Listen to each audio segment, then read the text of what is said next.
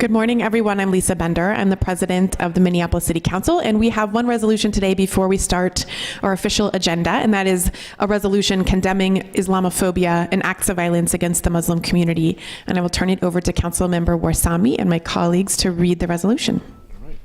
Thank you, Council President. And this resolution will be read by myself and my colleagues, Councilmember Lisa Goodman and Councilmember Stephen Fletcher. And the resolution goes as follows. Whereas Islam is a world religion, one that emphasizes peace, charity, and community, and where there are 2 billion worshippers of Islam, known as Muslims worldwide, constituting a fourth of the world's total population. Third line. Whereas the United States was founded by immigrants, many fleeing religious persecution, who established freedom of religion as one of our nation's fundamental rights. And whereas the City of Minneapolis supports and protects all of its residents, no matter their race, ethnicity, religion, sexual orientation, or gender. And whereas Islamophobia is the fear, hatred, or prejudice against the Islamic religion or Muslims generally, and whereas in the last few decades there has been an increase in targeted xenophobic rhetoric, hatred, and violence against Muslims and those who are perceived to be Muslim.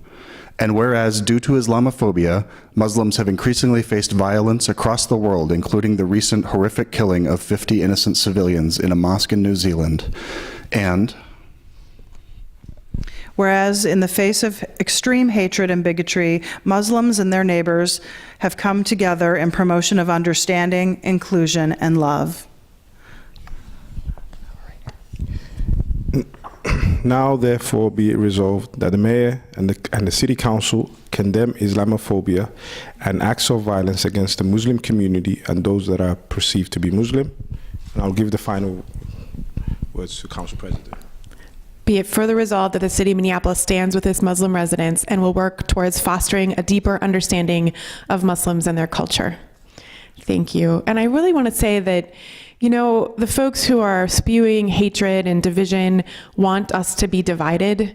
And here in Minneapolis, we stand united across faiths, across cultures, against intolerance in all of its forms. And that will continue. So thank you, Councilmember Warsami, for your leadership.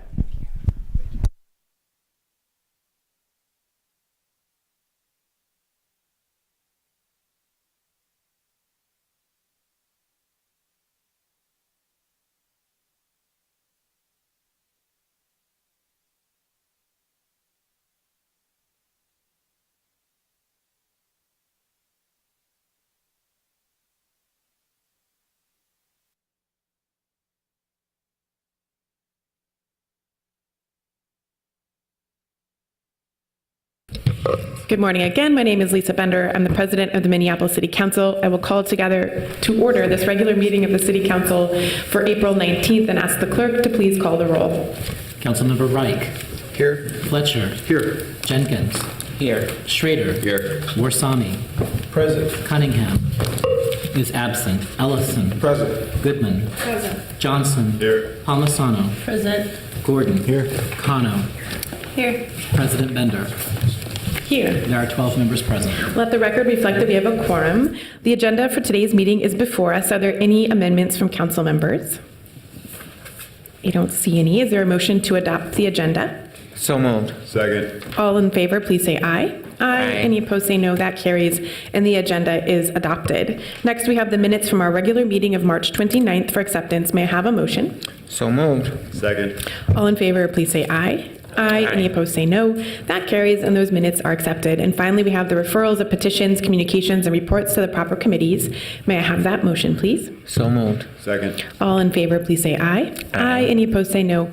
That carries, and those referrals are made. The next order of business is reports from our standing committees, and we'll begin with a report from the Economic Development and Regulatory Services Committee, presented by the Chair, Councilmember Goodman. Thank you, Madam President. The Vice Chair, Councilmember Ellison, is going to give the report today since he chaired the meeting. Councilmember Ellison. Thank you, Madam Chair. Thank you, Councilmember Goodman. So EDRS has 14 items to bring forward. Item number 1 is approving the application for Kieran's Kitchen for Sunday sales limited entertainment license. Item number 2 is approving application for Casino Latina for Sunday sales and no live entertainment license. Item number 3 is approving the application for the Hook and Ladder Theater for Sunday sales and general entertainment license. Item number 4 is approving the application for the tasting room for wine and beer and limited entertainment license. Item number 5 is the approval of application for La Fresca for on-sale liquor and Sunday sales and no live entertainment license.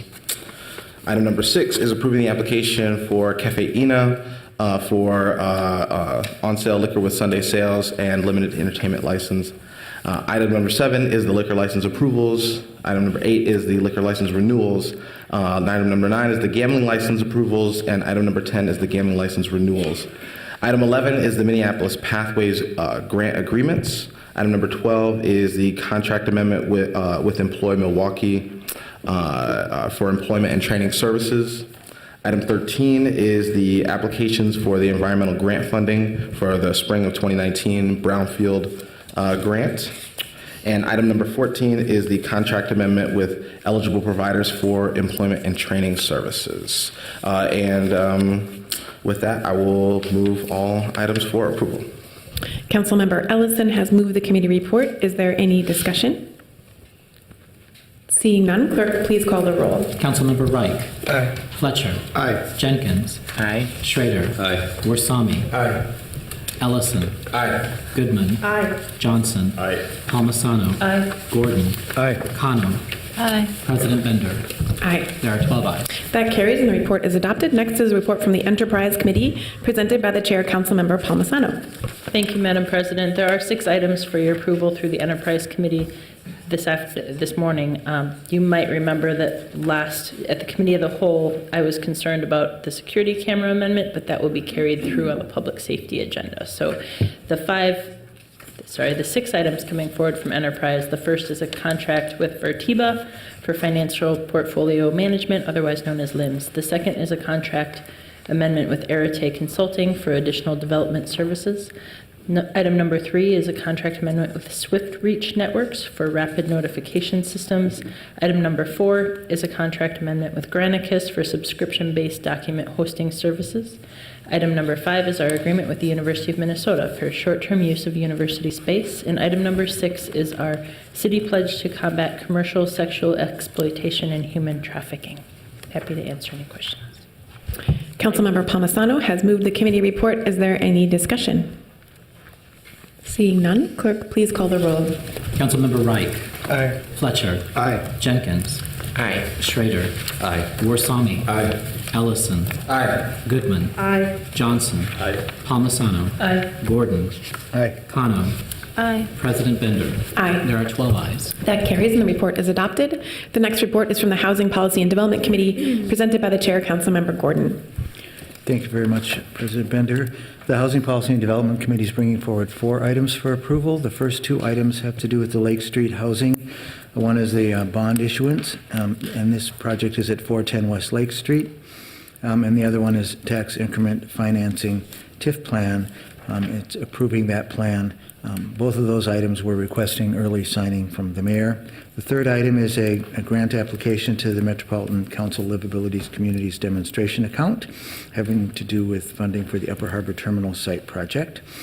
And the fourth item is a memorandum of understanding with Public Housing Authority. I will move the first 3 items, and I will pull the fourth item. I think Councilmember Warsami would like to make that motion. Whether we want to make that first or second is up to you. Councilmember Gordon has moved the items 1 through 3, so let's just take those and then we'll return back to item 4. Is there any discussion on HPD items 1 through 3? Seeing none, clerk, please call the roll. Councilmember Reich. Aye. Fletcher. Aye. Jenkins. Aye. Schrader. Aye. Warsami. Aye. Ellison. Aye. Goodman. Aye. Johnson. Aye. Palmisano. Aye. Gordon. Aye. Kano. Aye. President Bender. Aye. There are 12 ayes. That carries and those items are adopted. That brings us back to HPD item number 4. and I'll recognize Councilmember Warsame.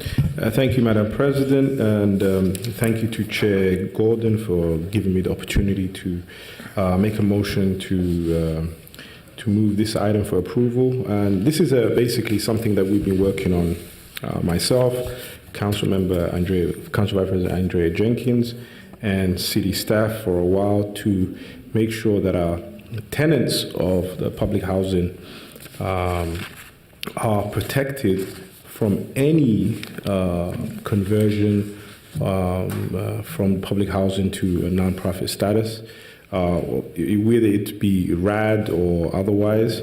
And the aim of this memorandum of understanding is to put protections and mechanisms in place that will allow tenants to return back to their units, to make sure that rents are not increased after rehabilitation, and that public housing authority work out an agreement with each and every tenant of Minneapolis Public Housing to make sure that they are fully informed about the process when the rehabilitation of their building is going to take place, how long they're going to be away from the building, if that is required, and when they will return, and all the costs will be taken by the Public Housing Authority. And this is an agreement between two parties.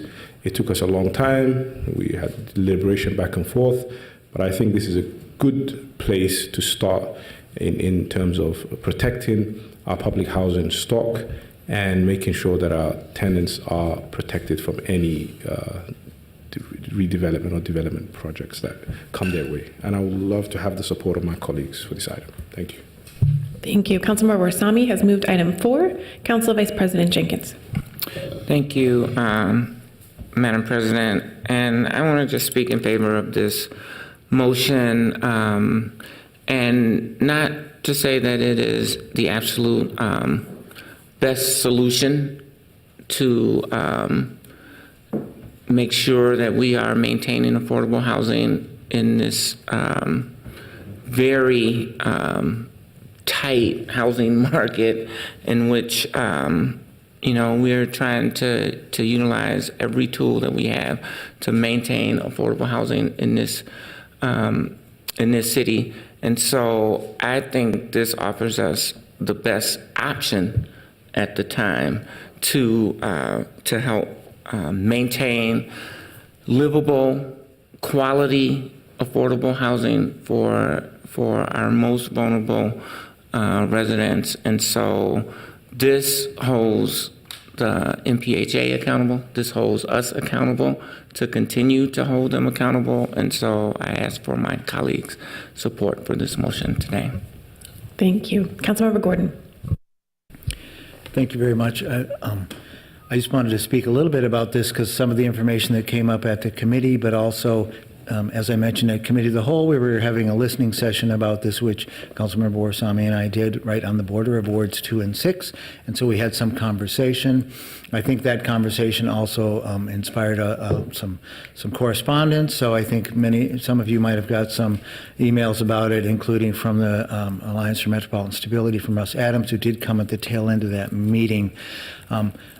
At the meeting, we heard comments like this is going to be a big green light for all sorts of things happening, and I think there was some misperceptions about just how significant the MOU is. I think that it's a step that we're taking rather than a green light. I see this more as a flashing yellow light, say, as we're taking our next step towards considering spending any city money in these projects, we want to be careful and we want to move carefully. And what we have in the MOU is a menu of options that won't apply to anything exactly yet, but will apply once we actually have a financial agreement with any contract that's going forward with any project.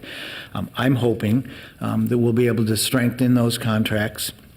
We did hear at our community meeting, some people felt there was wiggle room in some. There was an and or this or that, and we'll explore and try. And those of you up in the dais with me know that's how MOUs get written, and parties agree to things and they come to it, and then later we go back to that and we say, well, now that we're going to actually land here, we're going to be renegotiating for some other things.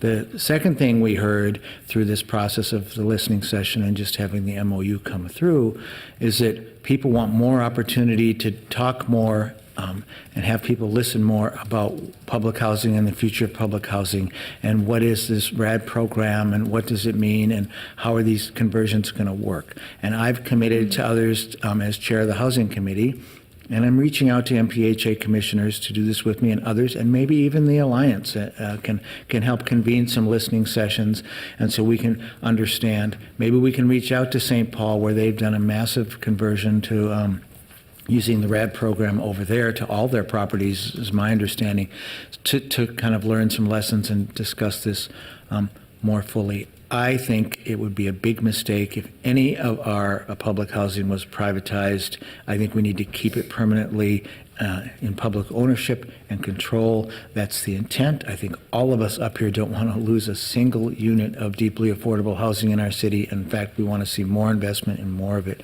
And so that's why I think it's important that we take some time and we continue to work on this, and I'm making the commitment as chair of the Housing Committee to get involved and engaged in it.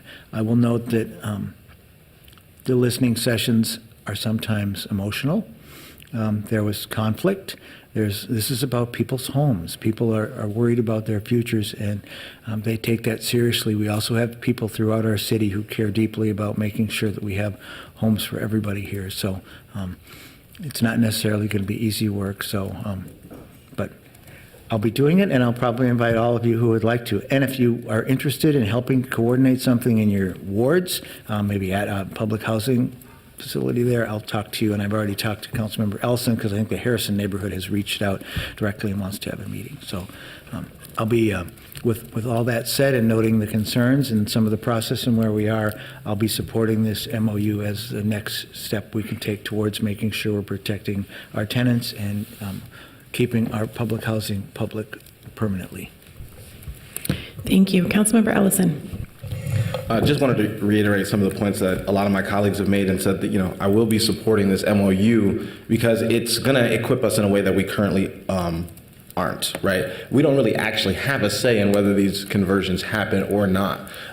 We have a little bit of a say on who gets to be on the MPHA board, but we don't actually have a say in whether these conversions happen or not. And this MOU allows us to engage in sort of some mutually agreed upon principles with MPHA. So I'm glad that my colleagues took the step to reach out to MPHA, Councilmember Warsami and Jenkins, and I'm glad that MPHA decided to come to the table and sign on to this MOU. I'm not in favor of the RAD conversions, but and this MOU doesn't say that the city condones them, but I do see the necessity for them. There has been steep disinvestment in public housing from the federal government. This is our attempt to make sure that we are keeping that housing public, even if other levels of government are not going to see it as a priority. And so, I really want to thank my colleagues, and also say that we're MPHA is sort of stuck in this impossible sort of decision between letting their buildings fall into disrepair and keep everything the way that they are, or doing these conversions, which are risky and which have had mixed results across the country, but allow them to make repairs to their building and have people living in dignified conditions. And so it's not the greatest situation to be in, but I feel like this is the best that we can do to make sure that these properties stay in public hands. So just wanted to voice that, and thank my colleagues for putting this together. Thank you. Are there any additional comments? I don't see any. I will just add myself here to just echo, I think, this point that Councilmember Ellison just made, which is that we're talking about this because the federal government started walking away from public housing when many of us were toddlers, or before council members who are sitting here today were even born. And after decades of disinvestment from the federal government, we are here doing our best to protect folks who are living in public housing. And as this MOU so very clearly does, protect the public nature of public housing. And I know a lot of council members here are becoming important national voices as we start to build coalitions across the country to demand better from our federal government in investing in our communities and those who are most in need. And public housing has long been a part of that social safety net in our country. And we just are reaching a breaking point of disinvestment. So I appreciate that our so many council members have come together to reiterate our commitment to public ownership of public housing and the protections for people who are living in it, and that we are continuing to lead in this national conversation about for longer-term solutions. We really just need to see better leadership from our federal government on this, but absent that, our cities will continue to do all that we can. So thank you again to Councilmembers Warsame and Council Vice President and everyone who got involved in this. Anything further? Seeing none, clerk, please call the roll. Councilmember Reich. Aye. Fletcher. Aye. Jenkins. Aye. Schrader. Aye. Warsame. Aye. Ellison. Aye. Goodman. Aye. Johnson. Aye. Palmisano. Aye. Gordon. Aye. Kano. Aye. President Bender. Aye. There are 12 ayes. That carries and that item is adopted. The next is the Intergovernmental Relations Committee report, which will be given by its chair, Councilmember Johnson. Thank you, Madam President. We bring one item forward today, the resolution that was read at the start of this meeting condemning Islamophobia. I'll go ahead and move that item and stand for any questions. Thank you, Councilmember Johnson, and thank you for all of your work and leadership as the session kind of reaches into its final stretch here.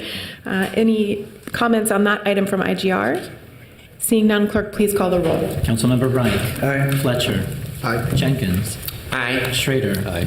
Warsame. Aye. Ellison. Aye. Goodman. Aye. Johnson. Aye. Palmisano. Aye. Gordon. Aye. Kano.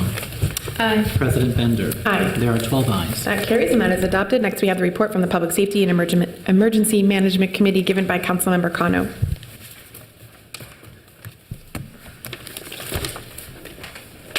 Thank you, Madam President. The Public Safety and Emergency Management Committee brings forward two items for consideration.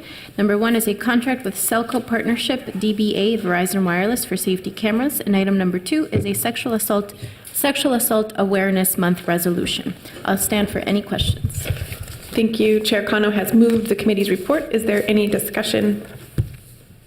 Seeing none, clerk, please call the roll. Councilmember Reich. Aye. Fletcher. Aye. Jenkins. Aye. Schrader. Aye. Warsame. Aye. Ellison. Aye. Goodman. Aye. Johnson. Aye. Palmisano. Aye. Gordon. Aye. Kano.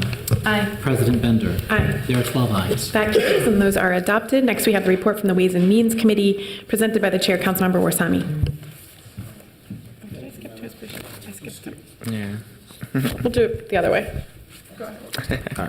Thank you, Council President. Ways and Means has 14 items to bring forth to the full council. Items number 1 and 2 are legal settlements. Item number 3 is a contract amendment with CoStar Realty Information, Inc. Item number 4 is a contract amendment with Minneapolis Downtown Council for downtown activation services.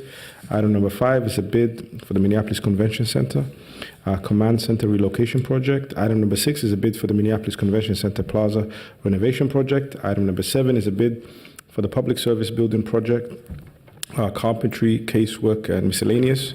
Item number 8 is a bid for the public service building project, tile and stonework. Item number 9 is a bid for the public service building project, masonry. Item number 10 is a bid for the public service building project, drywall and fireproofing. Item number 11 is a contract amendment with Cost Planning and Management International, Inc. for owners, project representative services for the public service building. Item number 12 is a grant from the Minnesota Department of Health for staff training. Item number 13 is a request for proposal for banking services. And item number 14 is a gift acceptance from Cities Today for lodging and food-related expenses for the 2020 Cities Urban Mobility Meeting. And I move approval of all items except item number 10, which should be deleted from the agenda because it needs more work. Okay, Councilmember Warsame has moved items 1 through 9 and 11 through 14. I move to delete item number 10. Is there any discussion? Councilmember Goodman. Thank you, Madam President. I just wanted to make a quick comment on item number 4. Go ahead. I just wanted to note for everyone that this item is accepting over $1 million that has been raised privately by Green Minneapolis and the Downtown Council towards the renovation of PV Plaza.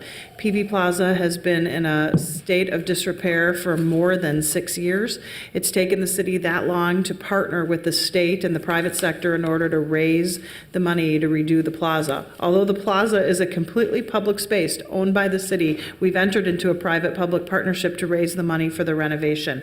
The project is about $12 million in costs, of which the city contributes contributed $4 million, which means all of the rest was raised by the private sector, including incredible work by the Downtown Council and Green Minneapolis. We are at about $10,200,000. I check it almost daily to see where we're at, but we will find, and you will all be invited to a grand opening of the plaza, which is due to be completed at the end of June in time for Orchestra Hall's Summerfest. So this is a really good example of how private-public partnerships not only work for collaboration in terms of operations, but can work really well in terms of collaborations for fundraising for capital improvement. So I want to thank all of you for your support with PV and know that we are working hard personally and professionally to raise the rest of the money. Thank you. Any further discussion? Seeing none, clerk, please call the roll. Councilmember Reich. Aye. Fletcher. Aye. Jenkins. Aye. Schrader. Aye. Warsami. Aye. Ellison. Aye. Goodman. Aye. Johnson. Aye. Palmisano. Aye. Gordon. Aye. Kano. Aye. President Bender. Aye. There are 12 ayes. That carries and that report is adopted. That brings us back to the Transportation Public Works Committee, presented by the Chair, Councilmember Reich. Thank you, Madam President. The committee forwards 10 items for today's consideration. Item 1 is the Pennhurst Residential Street Resurfacing Project Approval and Assessment. Item 2 is the 2019 Concrete Streets Rehabilitation Program for the area located. Item 3 is the agreement with Minneapolis Park and Rec Board for multi-use trail construction maintenance on Industrial Boulevard from I-35W to Broadway Street Northeast. Item 4 is the gift acceptance from Green Minneapolis for revitalization of PD Plaza. Item 5 is the agreement with Burlington Northern Santa Fe Railway for the water main crossing at their tracks. Item 6 is the contract amendment with Valley Paving Incorporated for 42nd Avenue North street reconstruction project. Item 7 is a contract amendment with Global Specialty Contractors for PV Plaza construction project. Item 8 is a contract amendment with PCI Roads for Fridley Lift Station Improvements Project. Item 9 is a temporary construction easement and permanent water main easement agreement with the Minneapolis Park and Rec Board. And item 10 is the request for proposal for engineering services for lime, slaker replacement, and storage upgrades. Madam President, I move all items for approval. Thank you. Councilmember Reich has moved the committee report. Is there any discussion? Seeing none, clerk, please call the roll. Councilmember Reich. Aye. Fletcher. Aye. Jenkins. Aye. Schrader. Aye. Warsami. Aye. Ellison. Aye. Goodman. Aye. Johnson. Aye. Palmisano. Aye. Gordon. Aye. Kano. Aye. President Bender. Aye. There are 12 ayes. That carries and that is adopted. And finally, we have the Zoning and Planning Committee report given by the Chair, Councilmember Schrader. Thank you, Madam President. The Zoning and Planning Committee will be bringing forward 5 items for approval today. The first is the denial of an appeal for the property at 2504 35th Avenue South. The second is also a denial of an appeal for the property at 4012 through 4012 Minnehaha Avenue. The third is the approval of a rezoning at 3811 Minnehaha Avenue. The fourth is the approval of a rezoning at 1501 Johnson Street Northeast. And the fifth is the granting of appeal at 4757 Hiawatha. I will stand for questions, but I'll move number 2 through 5 at this time. Councilmember Schrader has moved items 2 through 5. Is there any discussion? Seeing none, clerk, please call the roll. Councilmember Reich. Aye. Fletcher. Aye. Jenkins. Aye. Schrader. Aye. Warsami. Aye. Ellison. Goodman. Aye. Johnson. Aye. Palmisano. Aye. Gordon. Aye. Kano. Aye. President Bender. Aye. There are 12 ayes. That carries and those items are adopted. That brings us back to item number 1. Councilmember Schrader? Councilmember Gordon. I'd like to move an amendment to this item. So maybe I'll move the item before us and then move an amendment, if that's all right. And you should have the amendment before you. This is something that did come up at the committee meeting. I apologize for not mentioning it at committee of the whole.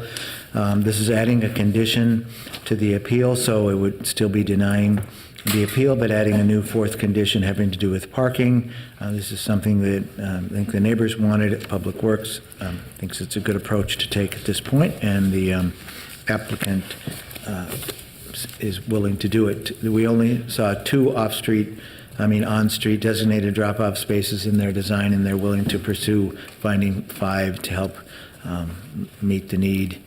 So the new condition would be that the applicant shall apply with Public Works for at least 5 on-street designated drop-off spaces adjacent to the property on 25th Street East or 35th Avenue South. Councilmember Goodman has moved item 1 with the amendment in front of us. Is there any further discussion on that item? Seeing none, clerk, please call the roll. Councilmember Reich. Aye. Fletcher. Aye. Jenkins. Aye. Schrader. Aye. Warsami. Aye. Ellison. Aye. Goodman. Aye. Johnson. Aye. Palmisano. Aye. Gordon. Aye. Connor. Aye. President Bender. Aye. There are 12 ayes. That carries, and that item is adopted as amended. The next order of business is reports from special committees, and we have a report from the Executive Committee presented by Vice President Jenkins. Thank you, Madam President. The Executive Committee brings forward one item today, which is the collective bargaining agreement with the Building Trades Inspections Unit. And I move that item for referral to the Ways and Means Committee. Council Vice President has moved that item for referral. Is there any discussion? Seeing none, clerk, please call the roll. Councilmember Reich. Aye. Fletcher. Aye. Jenkins. Aye. Schrader. Aye. Warsami. Aye. Ellison. Aye. Goodman. Aye. Johnson. Aye. Palmisano. Aye. Gordon. Aye. Hano. Aye. President Bender. Aye. There are 12 ayes. That carries, and that item will be referred to the Ways and Means Committee in the next cycle. The next item in our agenda is the introduction and referral calendar, and we have 2 items today. First, pursuant to notice, is a motion by Councilmember Warsami to introduce, give first reading, and refer the subject matter of an ordinance related to building permit fees to the Economic Development and Regulatory Services Committee. And second, pursuant to notice, is a motion by Councilmember Ellison to introduce, give first reading, and refer to the subject matter of an ordinance related to West Broadway Improvement Special Service District renewal to the Transportation and Public Works Committee. Are there any questions from council members on either of those introductions? Seeing none, all in approval, please say aye. Aye. Any opposed, say no. That carries, and those ordinances are referred to the appropriate committees next cycle. The next order of business is resolutions, and we have the one resolution today to designate May 5th. To designate May 5th through May 11th as Public Service Recognition Week. There will be a formal presentation at the Committee of the Whole meeting on May 1st in combination with the recognition of our Star Award recipients. So today we'll adopt the resolution to make this special designation of that week. Are there any comments from council members? Seeing none, all in approval, please say aye. Aye. Any opposed, say no. That carries, and that is referred to the Committee of the Whole. Next, we have the order of unfinished business, and we do have 2 items today that were postponed in the last City Council meeting. First, we have the Seward Commons Phase 3 project analysis, and this proposal came forward from committee without recommendation and was postponed until our committee meeting, our council meeting today. And I will recognize Councilmember Gordon. Thank you very much. I would like to move item number 1 under the unfinished business. I'd like to move the staff recommendation, which is authorizing staff to continue analysis of the Seward Commons Phase 3 proposal at 2200 Snelling Avenue South and 1912 22nd Street East to determine if tax increment financing assistance is appropriate and justifiable, and also authorizing staff to negotiate the terms and conditions of a redevelopment contract with Seward Commons LLC or an affiliated entity and prepare redevelopment and TIF plans for the project as needed. If further directed analysis concludes TIF assistance is appropriate, all such terms, conditions, plans, and other provisions would be subject to City Council review. Councilmember Gordon has moved those items as described. Is there any discussion from council members? Seeing none, clerk, please call the roll. Councilmember Wright. Aye. Fletcher. No. Jenkins. Aye. Schrader. Aye. Warsami. Aye. Ellison. No. Goodman. No. Johnson. Aye. Palmisano. No. Gordon. Aye. Kano. Aye. President Bender. Aye. There are 8 ayes and 4 nays. That carries, and those items are adopted. And the second item we have under unfinished business is the interim inclusionary zoning tax increment financing policy. And I will recognize Councilmember Fletcher, who has an amendment to what came through last cycle that was postponed. Councilmember Fletcher. Thank you, President Bender. I'm proposing an amendment to Section 4. We postponed this item following feedback from community members, particularly labor advocates, around this applicability of city policies when we make a public investment in a project. And so this amendment would require prevailing wage where TIF is granted for inclusionary zoning projects and encourage good faith on the other items. So we're still providing some gestures towards project viability, but also not setting a precedent that public investment wouldn't trigger labor standards. So thanks for everybody who worked on this, and I'll move this amendment. Councilmember Fletcher has moved the amended item. I put myself in queue. I just wanted to thank you, Councilmember Fletcher, and the other council members who are working on this. I have been working on inclusionary zoning for a number of years and really appreciate the leadership and partnership from council members stepping in on this very complex topic. As you'll all likely remember, when we adopted the comprehensive plan Minneapolis 2040 at the end of last year, staff wasn't ready to go with a permanent inclusionary zoning requirement, but there was significant interest in the council from having an interim policy in place to at least catch those projects that are asking for a significant increase in their size. So unfortunately, in my perspective, we're still missing a lot of opportunity to require affordable housing, and that permanent policy is under development. I'm very anxious to have it in place. We do have a project, for example, in Ward 10 that is coming in just below the amount of bulk, the FAR, that's triggering inclusionary zoning. I think there's another couple projects that are similar. So again, in my perspective, we really need to get to that permanent policy that will start producing affordable housing units across the city.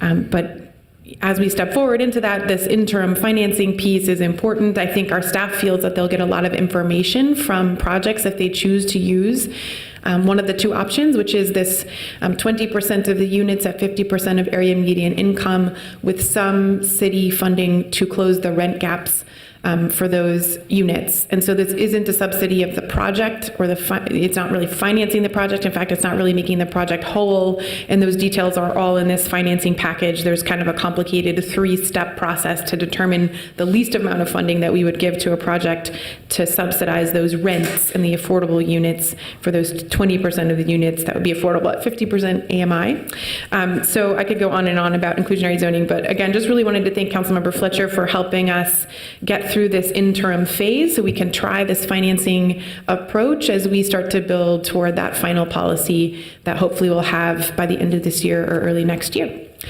Councilmember Ellison. Thank you, Council President. Didn't want to say much, just wanted to thank you for working on this policy, which I think is really important, especially as it was a commitment that we made during the 2040 discussion to have an IZ policy. So thank you for that. And I also want to thank Councilmember Fletcher, because I was in some of those meetings and I just want the public to know the discussion kind of almost turned into a fight between pitting affordable housing against labor, and which is not a fight that I think any of us want to be in. And I just want to thank Councilmember Fletcher for figuring, and Councilmember Bender for figuring out how to bridge that gap so that it didn't turn into sort of a fight between those two things. So thank you. Thank you. Any further discussion on that item? Seeing none, clerk, please call the roll. Councilmember Wright. Aye. Fletcher. Aye. Jenkins. Aye. Schrader. Aye. Warsami. Aye. Ellison. Aye. Goodman. Aye. Johnson. Aye. Palmisano. Aye. Gordon. Aye. Kano. Aye. President Bender. Aye. There are 12 ayes. That carries, and that is adopted. Finally, we have the order of announcements. Are there any announcements from council members? I don't see any today. With that, we've concluded all the business before the City Council today. I'll entertain a motion to adjourn. So moved. Second. All in favor, please say aye. Aye. Any opposed, say no. That carries. We are adjourned. Have a great weekend.